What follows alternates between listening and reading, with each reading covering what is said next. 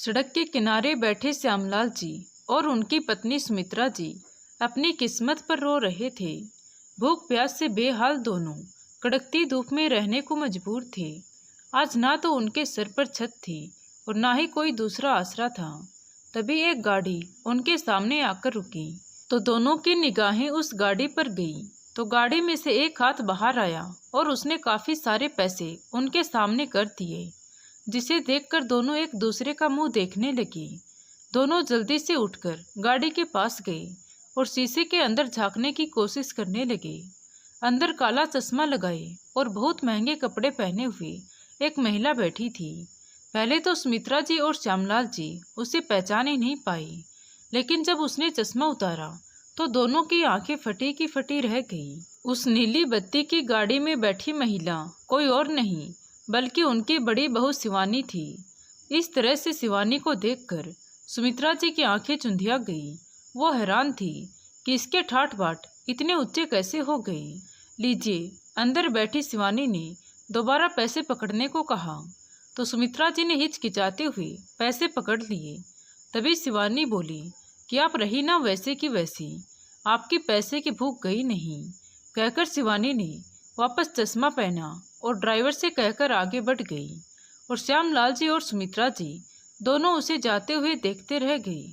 थोड़ी दूर जाकर शिवानी ने अपने काले चश्मे के पीछे बहते हुए आंसुओं को चश्मा हटाकर आंसू पोंछे और वापस चश्मा पहन लिया। कहने को तो 5 साल हो चुके थे, लेकिन आज उसे वो सब ऐसे याद आ रहा था जैसे कल की ही बात हो। यादों के झरोके से निकलकर अतीत का एक एक दृश्य शिवानी की आंखों के सामने आ रहा था और उन्हें याद करते करते वो वहीं पुरानी यादों में खो गई। मम्मी, पहले मुझे मेरी पढ़ाई तो पूरी कर लेने दीजिए, बाद में आप शादी भी कर देना, किसने रोका है आपको। शिवानी की बात सुन शिवानी की माँ ममता जी उसे समझाने लगी थी कि बेटा, उम्र निकल जाने के बाद रिश्ते नहीं आते, पढ़ाई तो शादी के बाद भी पूरी हो जाएगी। शिवानी अपनी माँ की बात से बिल्कुल भी सहमत नहीं थी, इसीलिए उसने कहा, नहीं मम्मी, शादी के बाद इतनी जिम्मेदारियां होती हैं कि पढ़ाई नहीं हो पाती, और ये भी कोई गारंटी नहीं है कि आपका होने वाला दामाद मुझे पढ़ने भी देगा। लेकिन शिवानी की माँ उसकी एक भी नहीं सुनने को तैयार थी। उन्होंने कहा कि बेटी, जिद नहीं करते, अभी तुम्हें समझ नहीं है इन बातों की, इतना अच्छा रिश्ता दोबारा नहीं मिलेगा। हम बात आगे बढ़ाएंगे क्योंकि तेरे पापा ने भी हाँ कह दिया है। शिवानी अपनी मम्मी को फिर मनाने की कोशिश करने लगी। मम्मी प्लीज, मुझे बड़ी अधिकारी बनना है, आपका नाम रोशन करना है। फिर आप देखिएगा, जब मुझे नीली बत्ती वाली गाड़ी मिलेगी तो लोग आगे पीछे घूमेंगे। फिर देखना कितने बड़े बड़े रिश्ते आएंगे कि आप चुन भी नहीं पाएंगी। तो शिवानी की मम्मी तपाक से बोली, ये बड़े बड़े ख्वाब हमारे बस के नहीं है शिवानी, हम मिडिल क्लास के लोग हैं। लड़की की शादी सही उम्र में हो जाए वही ठीक है। एक बार पापा से बात करके देखूंगी। रोती रोती शिवानी के दिमाग में इस शादी को टालने का एक आखिरी तरीका आया, जिससे उसे अपने पापा से थोड़ी उम्मीद नजर आ रही थी। रात को अपने पापा रमेश जी के आते ही शिवानी उनके पास बैठकर प्यार से बातें शुरू की कि पापा, क्या ये शादी अभी रुक नहीं सकती।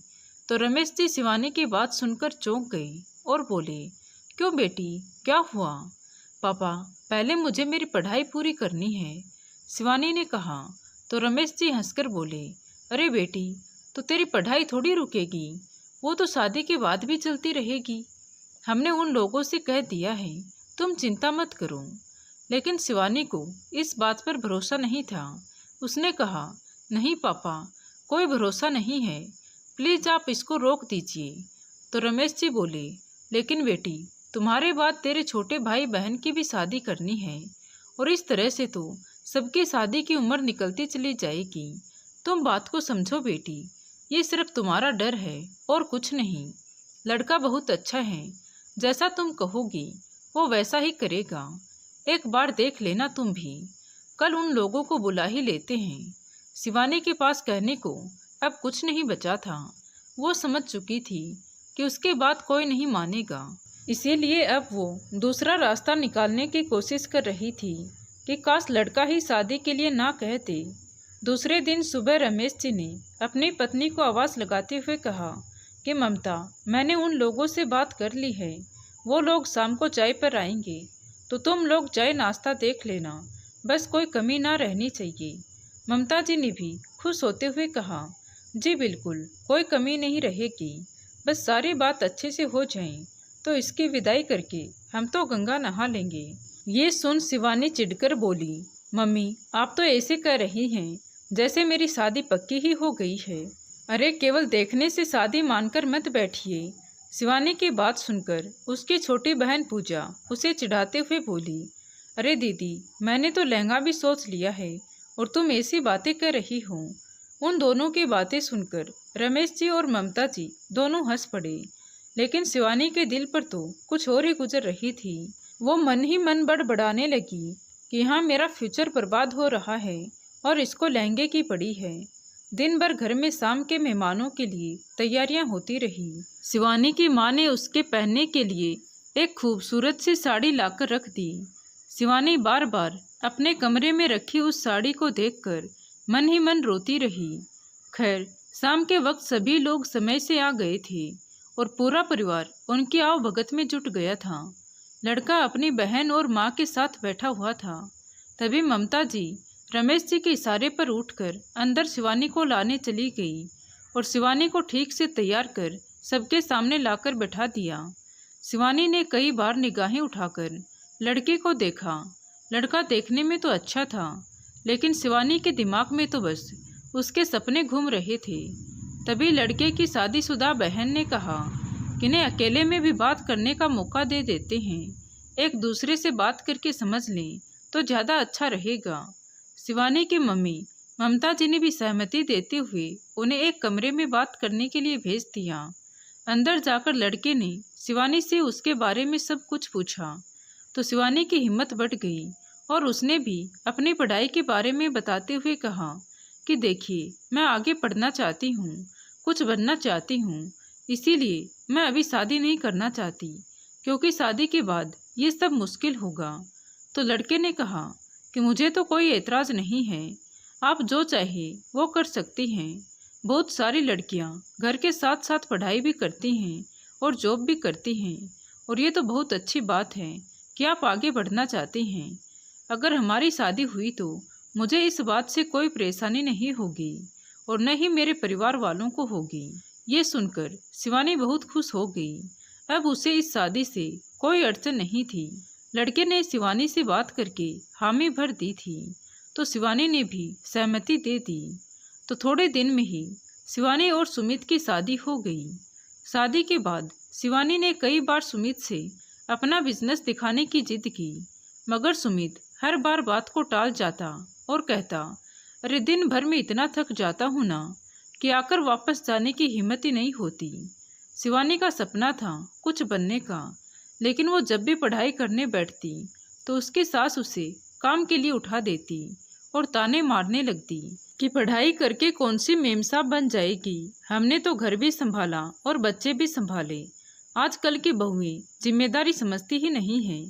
तो शिवानी ने इस बारे में सुमित से बात की और कहा, सुमित, तुमने तो कहा था ना कि तुम्हें कोई रोक टोक नहीं होगी, लेकिन मुझे तो यहाँ पढ़ाई का समय ही नहीं मिल रहा है, मेरा सपना बिखर रहा है। तो सुमित ने कहा, अरे शिवानी, काम खत्म करके पढ़ाई कर लिया करो, कोई नहीं रोकेगा। शादी के बाद घर की जिम्मेदारी तो देखनी ही पड़ेगी, अब तुम्हें ही तालमेल बैठाना होगा। शिवानी सुमित का ये टका सा जवाब सुनकर हैरान थी। कुछ समय बाद सुमित के छोटे भाई अमित की भी शादी हो गई। तो अब तो शिवानी का काम और भी ज़्यादा बढ़ चुका था, क्योंकि शिवानी की देवरानी सोनिया घर के काम में हाथ ही नहीं बटाती थी। शिवानी जब भी सुमित से अपनी पढ़ाई की बात करने की कोशिश करती तो सुमित घर परिवार का हवाला देने लगता। अपने सपने टूटने की फिक्र शिवानी को अंदर ही अंदर खाए जा रही थी। एक दिन उसने सुमित से कहा, सुमित, मुझे कॉलेज की फीस देनी है और कुछ किताबें भी लानी हैं। तो सुमित ने दो टूक जवाब देते हुए कहा, शिवानी, क्यों फालतू का खर्चा करवा रही हो, मेरे हिसाब से तो तुम कहीं कुछ नहीं बनने वाली, और वैसे भी अभी मेरा थोड़ा हाथ तंग चल रहा है, इसीलिए तुम अपने मायके वालों से ले लो। सुमित की ये बात सुनकर शिवानी को गुस्सा आया और उसने कहा, सुमित, तुमने शादी से पहले कितना कुछ कहा था।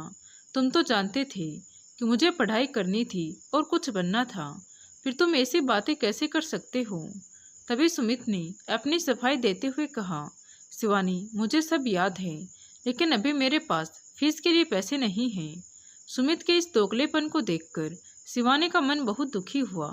उसने अपने मम्मी के पास फोन किया और कहा, मम्मी, अभी जरा सुमित का हाथ तंग चल रहा है और मुझे फीस के लिए पैसे देने हैं, तो आप पैसे भेज दीजिए। सुमित के पास पैसे आते ही आपको वापस लौटा देंगे। तो शिवानी की मम्मी ने कहा, कोई बात नहीं बेटी, यह घर तुम्हारा ही तो है, तो वापस नहीं दोगी तो भी चलेगा। कुछ दिन से शिवानी एक बात को नोटिस कर रही थी कि जब भी कोई घर पर आकर सुमित को पूछता तो सुमित की माँ उसको झूठ बोलकर बाहर से ही लौटा देती और कह देती कि सुमित घर पर नहीं है, और शिवानी को भी उनके सामने नहीं आने देती। धीरे धीरे शिवानी को पता चला कि सुमित बहुत ज़्यादा कर्ज में डूबा हुआ है और कुछ काम भी नहीं करता है। जो बिजनेस दिखाया गया था वो उसका नहीं बल्कि उसके दोस्त का बिजनेस था। ये सुनते ही शिवानी के पैरों तले जमीन ही खिसक गई। शिवानी के दिमाग में बहुत सारे सवाल घूमने लगे।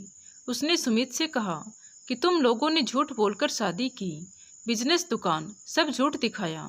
लेकिन सुमित शिवानी की ये बात सुनकर भी झूठा आश्वासन देता रहा और बिजनेस में घाटा होने की बात कहता रहा। सुमित के भाई अमित ने एक दिन अपनी माँ से कहा, मम्मी, सुमित के कर्जदार इतने बढ़ गए हैं कि मोहल्ले वाले भी बातें बनाने लगे हैं, तो मैं तो अब इसके साथ नहीं रह सकता।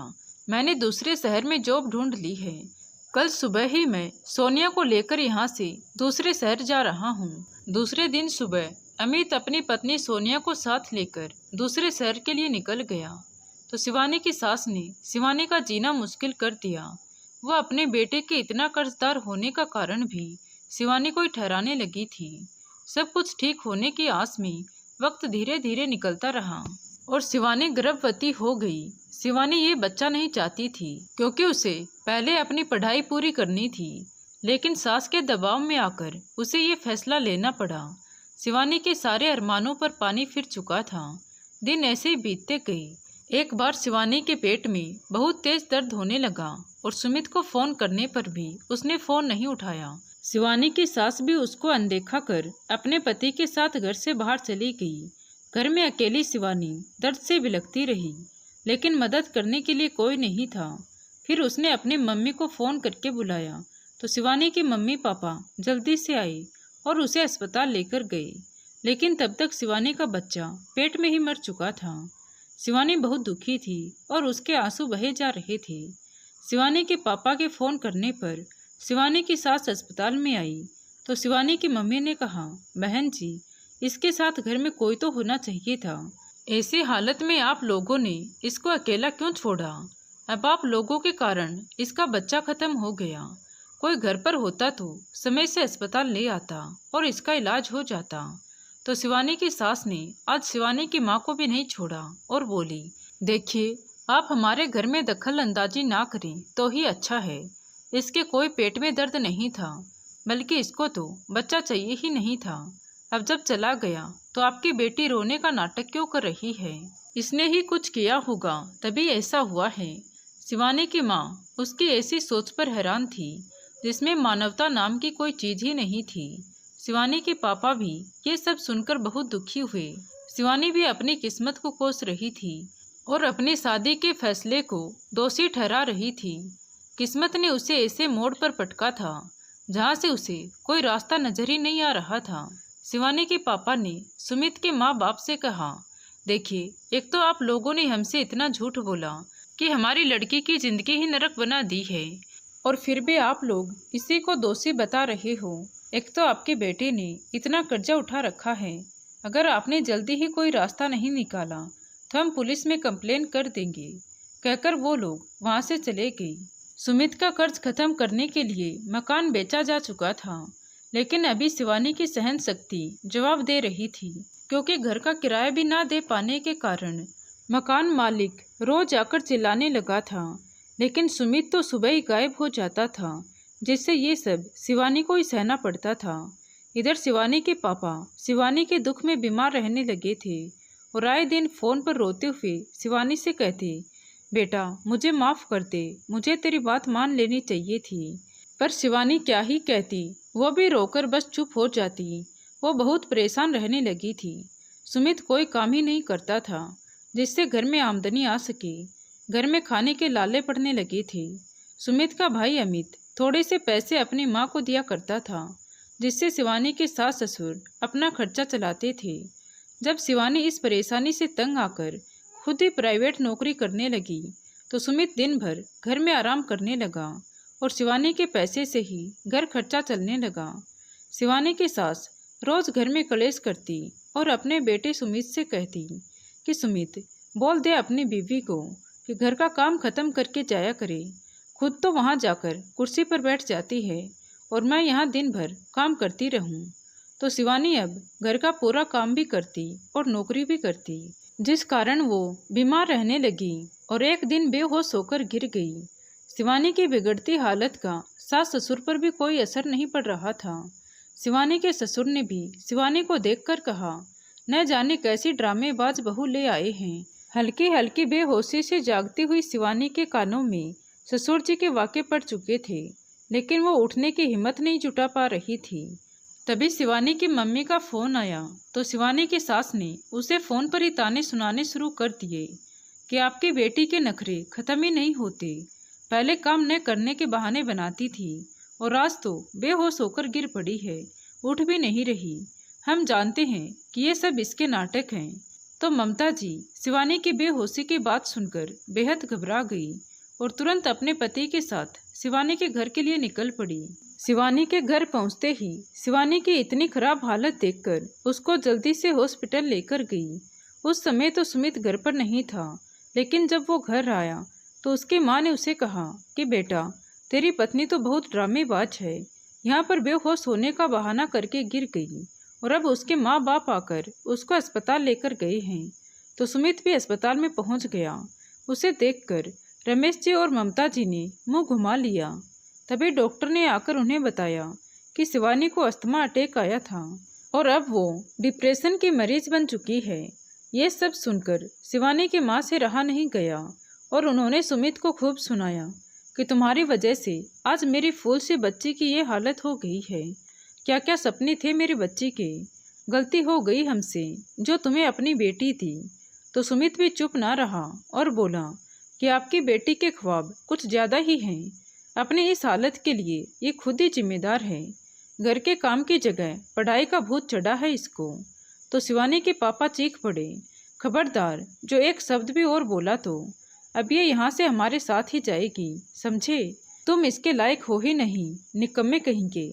एक तो झूठ बोलकर शादी की और अब उल्टी बातें कर रहे हो। जिंदगी बर्बाद कर दी मेरी बेटी की, कहकर शिवानी के पापा उसे अस्पताल से लेकर अपने घर चले आए। सुमित ने एक बार फ़ोन करके रमेश जी से शिवानी को वापस भेजने को कहा, लेकिन रमेश जी ने उसकी एक ना सुनी और शिवानी को भेजने से साफ साफ इनकार कर दिया। शिवानी अब हर वक्त गुमसुम रहने लगी थी। अब शिवानी को अपने मायके में रहते काफ़ी दिन बीत चुके थे। इसी बीच शिवानी के पापा रमेश जी को हार्ट अटैक आ गया और वो ये दुनिया छोड़कर चले गए। शिवानी अपने पापा के जाने का दुख सह नहीं पा रही थी, मगर अब उसे घर का ख्याल और छोटे भाई बहन का ख्याल आने लगा था। घर की जिम्मेदारी उठाने वाला अब कोई नहीं था। एक दिन उसकी मम्मी ने उससे कहा कि बेटी अपने भाई बहन की तरफ भी देख, अब घर में बड़ी तू ही है और अगर तू ही हिम्मत हार जाएगी तो इनका क्या होगा। शिवानी के दिल पर यह शब्द गहरा असर कर गए थे। उसने अपने दुख को एक तरफ रखकर वापस पुरानी शिवानी बनने की कोशिश की। 3 महीने बाद ही शिवानी में काफ़ी अंतर आ चुका था। उसने फिर से अपनी पढ़ाई शुरू कर दी थी और कुछ बनने का सपना पूरा करने की कोशिश में लग गई। ऐसा करते करते उसे 2 साल हो चुके थे। आखिर शिवानी की मेहनत रंग ले आई थी और वो एक IAS अधिकारी बन चुकी थी, लेकिन इसके बदले उसने बहुत कुछ खोया भी था। तभी ड्राइवर ने आवाज़ दी कि मैम हम पहुंच गए हैं। तो शिवानी जैसे नींद से जगी हो। उसके काले चश्मे के कारण बाहर दरवाज़ा खोलकर खड़ा ड्राइवर उसके आंसू भरी आंखें देख ही नहीं पाया था। शिवानी झट से अपनी सरकारी गाड़ी से उतरकर बाहर आई और मीटिंग खत्म कर वापस अपने घर के लिए निकल गई। अगले दिन सुबह शिवानी काफी देर तक सोती रही और किसी ने उसे जगाया भी नहीं। शिवानी के आलीशान घर के बाहर खड़ा वॉचमैन अंदर आया और ममता जी से कहने लगा, मैडम बाहर कोई आया है और शिवानी मैडम को पूछ रहे हैं। तो ममता जी इतनी सुबह किसी के आने से हैरान थी, इसीलिए वो खुद ही बाहर चली गई। जाकर देखा तो बोली, ओह तो आप लोग हैं। सामने खड़ी शिवानी की सास ने ममता जी से कहा, बहन जी प्लीज हमें शिवानी से मिलवा दीजिए। तभी ममता जी ने कहा, हाँ हाँ क्यों नहीं, आ जाइए अंदर। तो वो लोग अंदर आ गए। सुमित और उसके माता पिता चारों तरफ नजरें घुमाकर शिवानी के इतने बड़े आलीशान घर को देख रहे थे। तभी शिवानी उनके सामने आकर बैठ गई और नौकर से उनके लिए बढ़िया नाश्ता लाने को कह दिया और फिर उन लोगों से बोली, हाँ जी बताइए कैसे आना हुआ आप लोगों का। वैसे तो मैं जानती थी कि कल मुझे देखने के बाद आपके दर्शन तो दोबारा जरूर होंगे, क्योंकि फितरत ही ऐसी है आप लोगों की। रहा नहीं गया होगा ना आपसे मेरे ठाठ बाट देखकर। ये सुनकर उनकी नजरें झुक गई। तभी सुमित ने कहा, शिवानी हम तो माफ़ी मांगने आए हैं, हमें अपने किए का बहुत पछतावा है। तो शिवानी बोली, अच्छा ये पछतावा तब क्यों नहीं था जब मेरा बच्चा मेरे पेट में मर गया था। जब मेरी हालत बिगड़ी थी तो तुम्हारे पापा ने क्या कहा था, जरा पूछो इनसे। वैसे तुम इनसे क्या पूछोगे, तुम्हारी तो खुद की फितरत ऐसी है।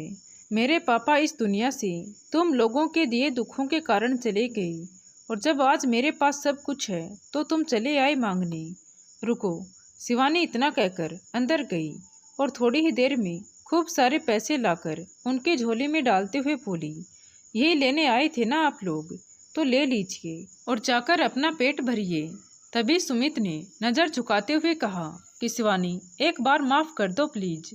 तो शिवानी दहाड़ कर बोली, क्यों कर दूं माफ़, ये सब तुम्हारे साथ होता तो क्या बीतती तुम पर, क्या तुम मुझे माफ़ कर देते। मेरी ज़िंदगी बर्बाद करने का बहुत शुक्रिया, अब जाओ यहाँ से। तभी शिवानी की माँ ममता जी वहाँ आई और बोली, अब आप लोग यहाँ से जाइए। मैं चाहती तो आप लोगों को बाहर गेट पर ही बेइज्जत कर सकती थी, लेकिन ये मौका मैं अपनी बेटी शिवानी को देना चाहती थी, क्योंकि तुम लोगों की वजह से मेरी बेटी ने बहुत दुख सहे हैं। आज इसका दिल हल्का हो गया होगा। अब आप जाइए यहाँ से। सुमित और उसके माता पिता अपना सा मुँह लेकर वहाँ से चले गए। तो दोस्तों आपको हमारी कहानी कैसी लगी कमेंट करके ज़रूर बताएं। कहानी अच्छी लगी हो तो प्लीज़ वीडियो को लाइक करें, शेयर करें और हमारे चैनल कहानी विद देवांशी को सब्सक्राइब ज़रूर करें। Thank you.